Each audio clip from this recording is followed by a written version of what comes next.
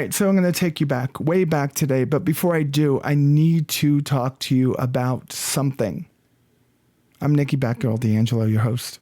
This is Star Citizen Addicts Anonymous, and I think I might be crazy. Don't tell anyone. So I have been looking at my videos from a long time ago because I had to find a couple that showed the old flight model. A couple that actually were good and had great quality. All right, that's what I was looking for. It was something like just throw up here and show you. And when I did, I started seeing a pattern in the way that I played the game way back then. I played a lot up front. I did content all the time until things started coming out and not coming out. Every time we had our hearts broken about something that was supposed to be and didn't come out, I started putting up videos about other games. I started discussing other games.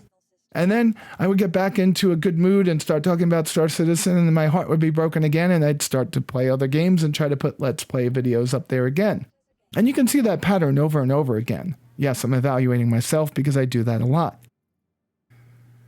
So it questions me, right? It brings upon this question of why am I back if I know what I'm up against?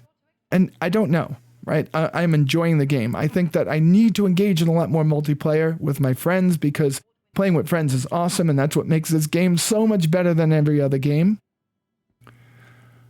But I think it's something more than that. I think it's that CIG has become a little bit less, I don't want to say dishonest, but let's say it differently. They become more aware of what happens when they don't give us absolutely what's going on. Their transparency might not be 100%, but it's not the 20% it used to be. It's more like 75% now, maybe.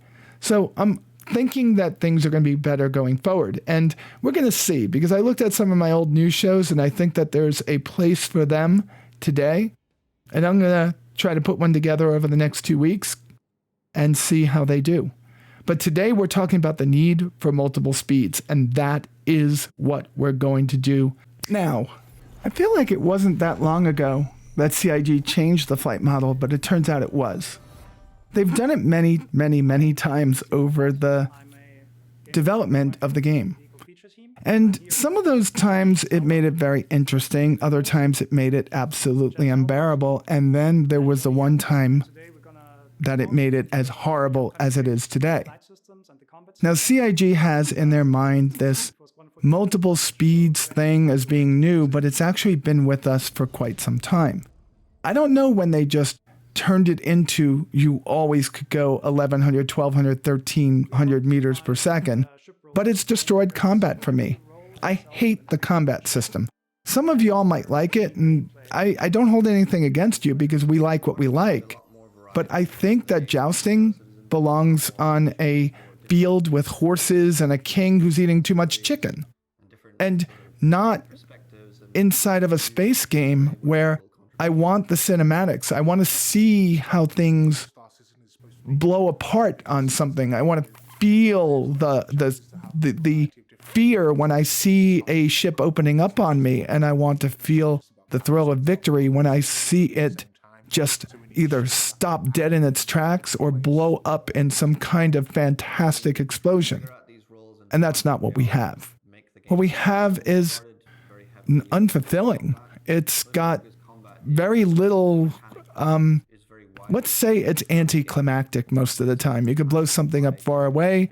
That's great. Maybe ERCs using an eclipse is cool if you could sneak in and blow it up from a really long distance.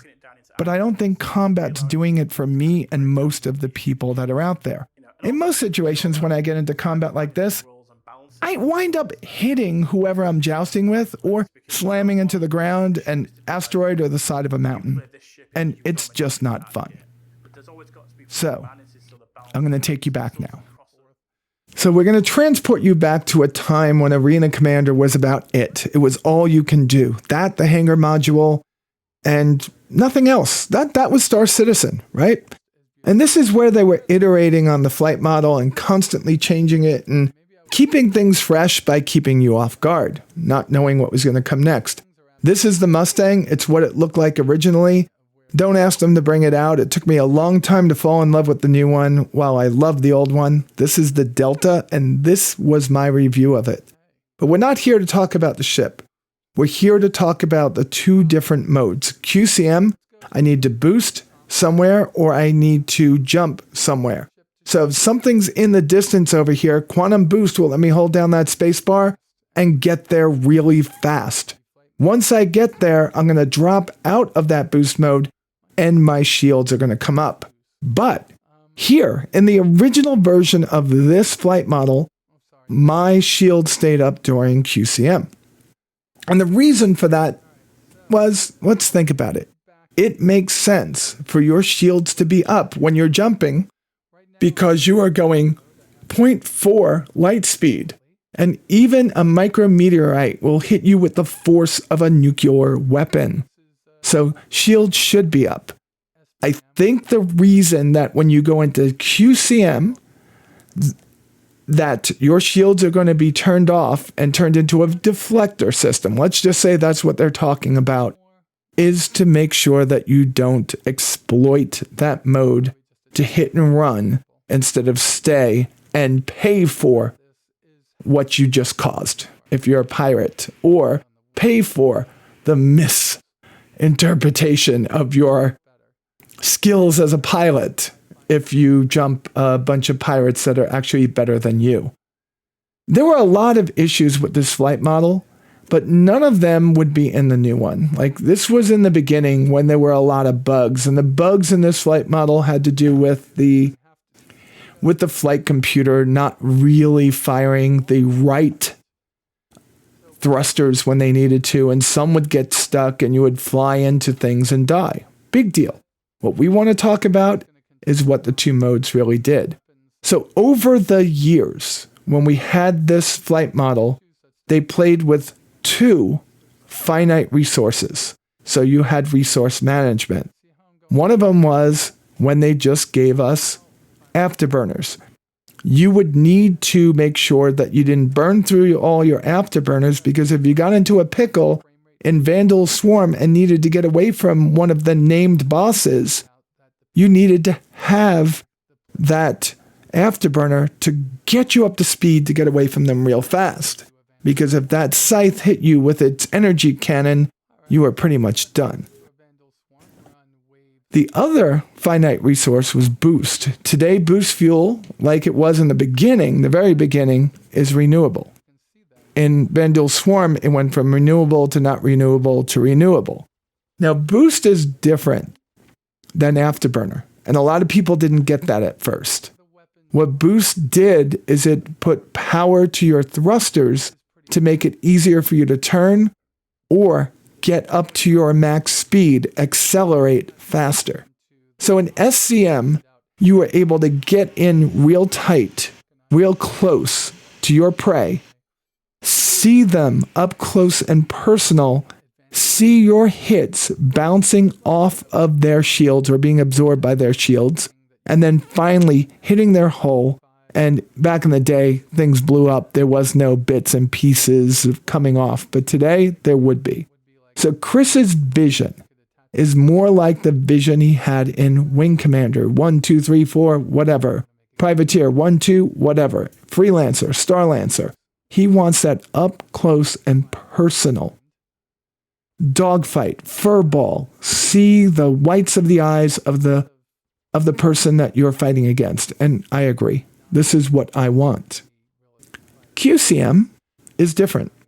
We're now jumping back a little bit further, but this is just eye candy now, nothing more. Back in the Mustang, back in a similar situation, but this was Vandal Swarm, and it's a different iteration of that same flight model. Things iterated pretty quickly back then, but this is a little bit better because it worked better in Arena Commander than it did the PU. That was the first PU that I was in. That was just flying around the Crusader system, leaving Port Olisar and getting over to one of, I think that was Korea that we went to, by the way, or it was a comm array, one of those original comm array missions that you were able to do. So QCM, I need to get out of Dodge. I've been beaten up. My shields are low. My ship is turning red. I still have access to quantum jump. I'm going to try to extend. Extend is a maneuver in dogfighting where you try to get away from who you're dogfighting and extend the distance between you and them. So I would have to find a way to extend, catch whoever was dogfighting me, whomever was dogfighting me, in a mistake, and then point myself in a direction and hit that boost or that afterburner, whichever it might be, to extend the different distance to get out of gun range, to bring up QCM and jump.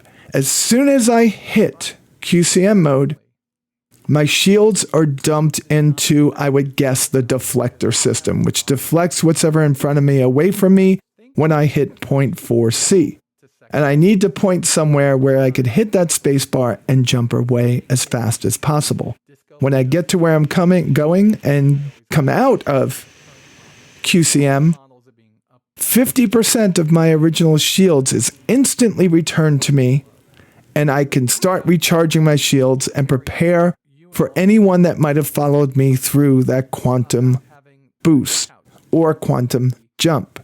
Hopefully, recharging my shields enough to make another jump if I want to and get even further away, or find that only one person followed you and be able to take them out pretty handily should your ship still be in one piece.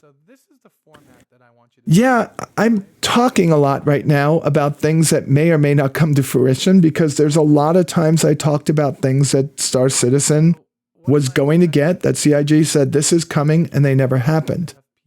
But I would welcome this change because although there are many, many, many, many things that are so much better about Star Citizen in 2022, I had more fun fighting ships back in 2015 when I was able to get up close and personal, see what I was killing, see the wings and the bits and bobs coming off them just like that, and sometimes getting that rare kill that killed the pilot inside the ship and just caused them to float around in misery. I'm excited about this one, and I wish it was coming tomorrow because I really don't like combat today. And I liked it better back then. Now, the truth of the matter is, if there was any real space combat in our lifetime, it would be more like The Expanse. If you don't know what that is, get an Amazon Prime subscription and watch The Expanse. You probably would never see the ship that you're shooting at, and the first thing that the ship you're killing would know about your presence is the explosions going off throughout their ship. So I am all about this flight model, all about it, and hope that it comes to fruition. I hope you like the use of my old video for this because I think it really does set the tone for what we may see as 4.0 draws nearer. Or hopefully in 3.19, or hopefully in 3.18.4, whatever it may be. Because the quicker they fix combat, the better for me. Because the way that I have been dealing with combat today is just staying away from it and just doing bunker missions. Because jousting is not fun. If you like this video, please click the thumbs up button below. If you're a subscriber or are about ready or have recently subscribed, be sure to click on that bell-shaped icon so you get notified of all my future videos. And folks, we're getting nearer and nearer to me feeling like I belong back here, so I'm about ready to start seeing what kind of ship I will be giving away in November, which I will give away during the IAE. With that said, you all be safe out there, and I will talk to you soon.